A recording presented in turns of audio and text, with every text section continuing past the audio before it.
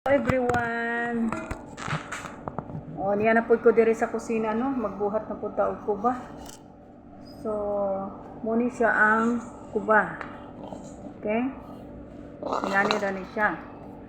Muni siya ang kutat og ang bugas nga gidungag. Dayon gi galing. So paggaling ako siyang gimix, gibutangan og kanang spins. So, muna ni siya ang forma. Para magpariha ang iyahang form, or I mean pantay, so, ang ako ang gigamit, ang kaning taklob sa mantika. Muna siya ang akong measurement. Okay? So, ingani na ni siya ang akong measurement.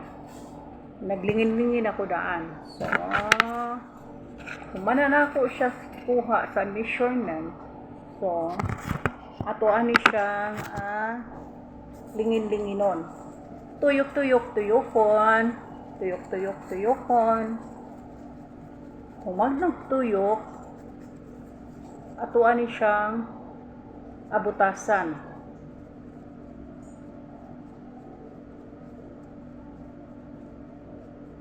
So, dili pa dahil nato ibutang ang palaman. So, nagisa o ka ng karning baka. Siyempre, di yun nato kalimtan ang mga lamas-lamas. Ibutangan po rin siya o kanang kismis.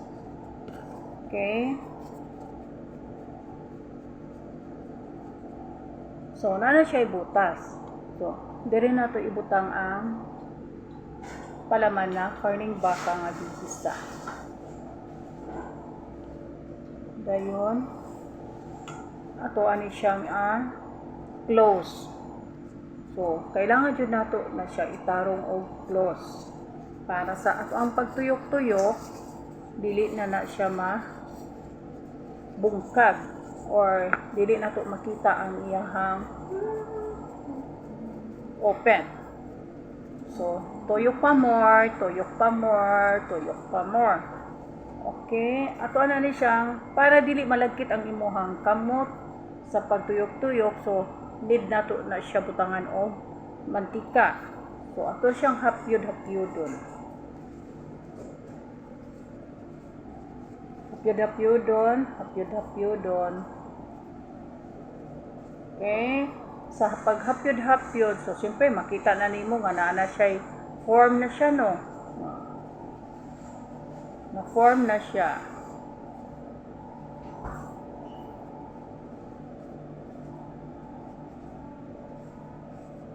Muna ni ang kuba. So, same lang siya kadagkoon. Kaya nga no, ang ako naman ko'y measurement. Okay? Thank you for watching.